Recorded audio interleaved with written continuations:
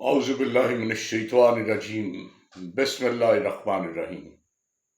السلام علیکم برادران محترم، پروفیسر تنویر صادق اپنے چینل انفوٹیلی سے آپ سے مخاطب ہے۔ آج میں ہندوستان کی تاریخ کے حوالے سے چند باتیں کرنے لگا ہوں۔ ہندوستان ایک بہت بڑا ملک ہے۔ اس کی آبادی چین سے تھوڑی سی کم ہے، لیکن فرق یہ ہے کہ چین میں انہوں نے بچوں پہ پابندی لگائی ہوئی ہے، ایک سے زیادہ بچہ وہاں جرم ہوتا ہے۔ اب آ کے انہوں نے اگر بیٹی ہو تو دوسرا بچے کی اجازت پھر تھوڑا عرصہ پہلے انہوں نے دی تھی، ورنہ ایک بچہ، چنانچہ ایک بچے کی وجہ سے بڑی تیزی سے ایک پیئر کا ایک بچہ ہے تو دو ایک میں کنورٹ ہو رہے تھے، تو بڑی تیزی سے آبادی کم ہو رہی تھی، جبکہ بھارت میں ایسی کوئی پابندی نہیں تھی۔ چین کی آبادی 1 ارب اور 43 کروڑ کے لگ بھگ تھی چند دن پہلے تک، اور بھارت کی 1 ارب 41 کروڑ، 2 کروڑ کا فرق کو خاص فرق نہیں ہوتا، اور یہ پتہ بھی نہیں چلتا چند دنوں میں کسی وقت بھی بھارت ان سے آگے نکل سکتا۔ میں تھوڑا سا بھارت کی جو تاریخ ہے قبل مسیح کی، اس کے بارے میں چند باتیں کرنا چاہتا ہوں۔ ایک تو یہ کہ یہ جو انڈیا کا لفظ ہے نا، بیسیکلی دریائے سندھ کو انڈس کہتے ہیں۔ انڈس سے دریائے سندھ، حالانکہ پاکستان بننے کے بعد یہ پاکستان کے حصے میں آ گیا ہے، لیکن انڈیا سے اس کی اتنی چیزیں جڑی ہوئی ہیں کہ ہر چیز میں آپ کو انڈس نظر آئے گا۔ تو انڈس سے انڈیا اخذ ہوا ہے۔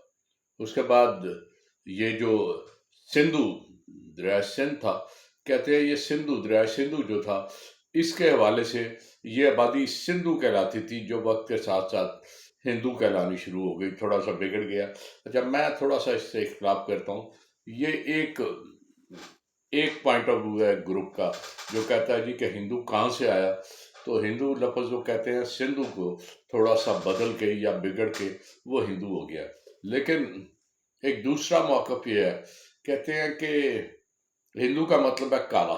جب ایرینز یہاں آئے ہیں تو ایرین جو تھے نا، وہ گورے چٹے تھے، وہ پہاڑوں سے اتر کے جب آئے تو وہ گورے چٹے لوگوں نے دیکھا کہ دریا کے کنارے کنارے بڑی بستیاں ہیں اور سارے کالے کالے لوگ یہاں بیٹھے ہوئے ہیں، چنانچہ انہوں نے ان لوگوں کو مارا، جیسے ریڈ انڈین کو مارا تھا۔ یہاں بھی آبادی بہت مار داڑ ہوئی، اور اس مار داڑ کے نتیجے میں جو عورتیں تھیں وہ تو ان کی ضرورت تھی، انہوں نے عورتوں کو تو اپنے پاس رکھا، لیکن جو مرد تھے وہ زیادہ تر ہلاک ہو گئے، یا انہوں نے انہیں کام پہ بیچ دیا، انہیں عورتوں کے پاس جانے کی اجازت نہیں تھی۔ چنانچہ یہ جو ہماری بڑی مختلف طرح کی آبادی آپ کو نظر آتی ہے، کوئی گورا کوئی کالا، یہ سارے مکس کلچر ہے، ایرینز کا اور جو ہندو تھے ان کا۔ تو آج کی جو نسل جس میں آپ کو گورے بھی نظر آتے ہیں، کالے بھی، یہ وہی مکس نسل ہے کہ جو کہیں آرینز کا بلڈ زیادہ نمایاں ہوتا ہے تو گورا رنگ آ جاتا ہے، کہیں ایرینز کا نہیں، لوکل انڈینز کا رنگ نمایاں ہوتا ہے تو وہاں وہ لوگ کالے کالے نظر آنا شروع ہو جاتے ہیں۔ قدیم ہندوستان کی جو تاریخ ہے جو قبل مسیح کی ہے، اس کے 4 حصے ہیں، جسے ہم 4 حصوں میں اسے بانٹتے ہیں۔ سب سے پہلے ہے 1500 قبل مسیح سے 1000 قبل مسیح تک۔ یہ جو دور ہے 1500 سے 1000 قبل مسیح تک، اسے کہتے ہیں کہ یہ ابتدائی ویدک دور تھا، یا ابتدائی رگ وید کا دور تھا۔ وید ان کی بڑی مشہور کتاب ہے اس حوالے سے کہ یہ ویدک دور تھا۔ اس کے بعد 1000 قبل مسیح کا علاقہ جو دور ہے، اسے وہ کہتے ہیں iron age of India. Iron age اس لیے کہتے ہیں کہ 1200 قبل مسیح میں ہندوستان کے لوگوں نے دھاتوں کو پگھلانا اور ان سے چیزیں بنانا سیکھا۔ 1000 قبل مسیح میں یہ فن اپنے عروج پر تھا، چنانچہ اس دور کو ہم کہتے ہیں کہ یہ جو ہے نا، یہ لوہا پگھلانے کا دور ہے، آئرن ایج آف انڈیا۔ اس کے بعد تیسرا دور یہ جو ہے نا، یہ بعد کا ویدک دور، ویدک دور ابتدائی تھا نا، یہ بعد کا ہے۔ اس دور میں آرینز نے اپنی حکومتیں وسیع کی، انہوں نے چھوٹے چھوٹی جگہ پہ جو اپنی سلطنتیں بنائیں اور جو مقامی آبادی تھی اسے پوری طرح اپنے قابو میں کیا۔ یہ ان کی بہت بڑی کامیابی تھی۔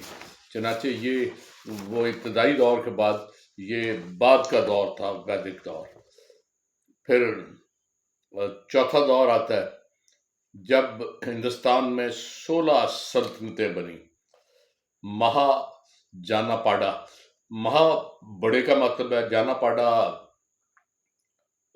بڑا قصبہ یا بڑا شہر۔ شہر تو اس وقت، اب تو شہر بڑے لمبے چوڑے ہیں نا، اس وقت جو شہر تھا نا قدرے قصبے سے بڑا تھا، اسے آج کے دور کا بڑا قصبہ کہہ لیں۔ اچھا، وہ جانا پاڈا تو قصبہ ہو گیا، بڑا قصبہ۔ مہا کا مطلب ہے بہت بڑا۔ یہ مہا کا لفظ ہندی میں تھرو آؤٹ یوز ہوتا ہے، جہاں پہ مہارشی کا مطلب ہے بہت بڑا، رشی بہت بڑا درویش۔ تو مہا کا لفظ بہت جگہ ہندوستانی لٹریچر میں یوز ہوتا ہے۔ تو یہ جو دور تھا نا، اس وقت 16 ریاستیں، یہ جو شمالی علاقہ جات اسے آپ کہتے ہیں نا، یہاں 16 ریاستیں وجود میں آئیں۔ ان میں بڑی مشہور ریاستیں بھی تھیں، آپ کو پتہ ہے کہ بنگال تھی، کشمیر تھی۔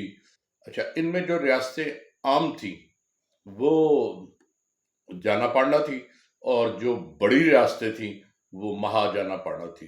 جو بڑی ریاستوں میں آپ بات کرتے ہیں نا، تو علینا ایک تھی، پھر آنو تھی، گندھارا تھی، کلنگا تھی، مٹسیا تھی۔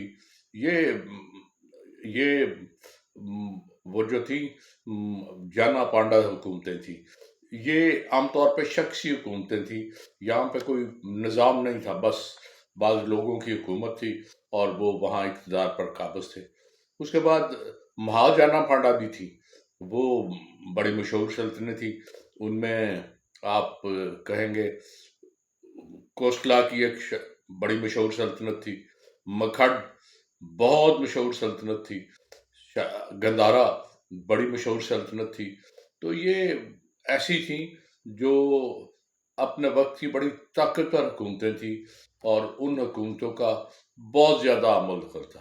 تو چنانچہ یہ مہا جانا پاڈا کہلائیں، جو چھوٹی چھوٹی یہ 16 سلطنتیں باقاعدہ جنوبی پنجاب میں قائم ہوئیں، اور وہ ہندوؤں کا آخری دور تھا۔ اس کے بعد پاکستان وہ جو یہ مسلمان آ گئے اور انہوں نے ساری کایا پلٹ کے رکھ دی۔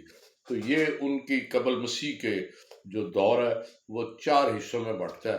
تو آج میں اسی حوالے سے تھوڑا سا ہندوستان کی تاریخ آپ کو بتا رہا تھا۔ امید ہے آپ کو یہ ٹاپک بھی پسند آیا ہوگا۔ اجازت چاہتا ہوں، بہت بہت شکریہ۔ اللہ